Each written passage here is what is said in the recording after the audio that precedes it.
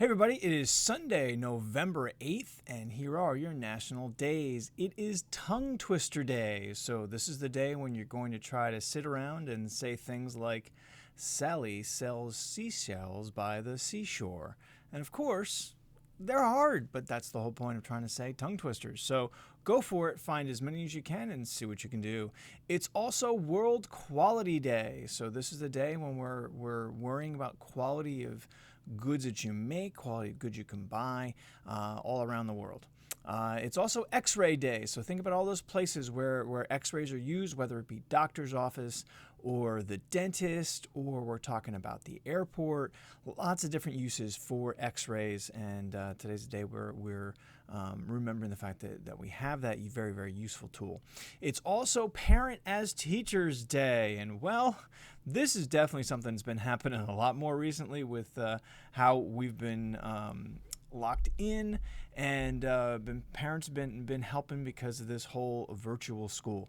So kids, thank your parents for their help, and parents, thank your kids for teaching you some new things that you might have forgotten or now learn some new stuff because of what you're teaching for them right now, and it's definitely not an easy gig, and one that it's keep working. Good job. Thank you. It's also STEM and STEAM Day. So STEM is the science, technology, engineering, and math. And if you try to put STEAM in there, then you're adding art to the whole mix. Same other stuff in there. So this is the idea of what people design the well-rounded student to need right now with being able to survive in the 21st century. Those are the different ideas that they need. I totally am much more of a big fan of the STEAM aspect as opposed to the STEM aspect, because having that arts aspect in there is such a valuable tool, and one that works the other side of the mind a lot of times. So really important aspect in there. It's also Cook Something Bad and, not bad, bold and pungent day. So think of whatever kind of meal that you're used to having that just really has quite a strong odor. So for me, one of the first things that pops into my head, I can remember coming home one time when I was supposed to be out with some friends where plans just kind of fell through, and people ended up going to different things. And I remember going home, and my parents had planned on me being out, and I walked in the door and I was just hit with this smell like, whoa, what is that? And I found out, it was the first time I found out my parents really enjoyed eating liver and onions, and that is definitely an acquired taste.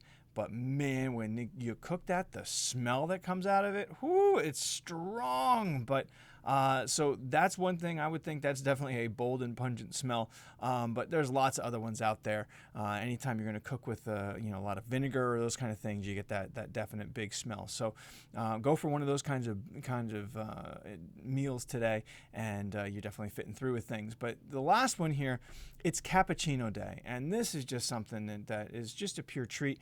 If you've never had a cappuccino, it's an espresso with some of the froth milk in it, and totally a great thing. If you're really going true style, you really only are supposed to have one of these things in the morning. There's other things you're supposed to have later in the day, but I vividly remember I was fortunate enough to do some traveling when I was younger. And there was this great place whenever I was in Venice on the island of the Lido, and used to get up early, go watch the sunrise down on the beach, and then we'd go get breakfast. And there was this one shop there that it was a bakery, but the cappuccino guy just was masterful with what he did. They were so amazing. I had usually 2, sometimes 3 a morning with a couple of the baked goods that they had there. Oh, that was like just happiness in a cup right there. But you have the chance to go try it, and whatever time of day you're going to have it, go for it today because it's Cappuccino Day. All right, let's end this thing with our fact, and I can't wait to share this one with you. So Saudi Arabia imports camels. All right, so just right there, Saudi Arabia imports camels. What? I thought that's where the camels were from. So Saudi Arabia imports camels from Australia. All right, so wild. So Saudi Arabia is known for its vast deserts, And it seems kind of wild with the fact that they would rely on Australia for their supply of camels, considering what their landscape looks like. All right. So, Australia originally had camels imported to be used for transporting heavy loads and for riding. They were let loose when their work was done, and they had this huge burst in population. So the Australians are like, huh, what can we do with these things? So they're like, hey, let's go sell them back to the desert-based countries. And Saudi Arabia's like, yes, we'd like some, please. So that's how it came to be that the camels are imported, and from all places, Australia. So there you go, everybody. There's your fact. Hopefully you have a great day, and we'll see you tomorrow.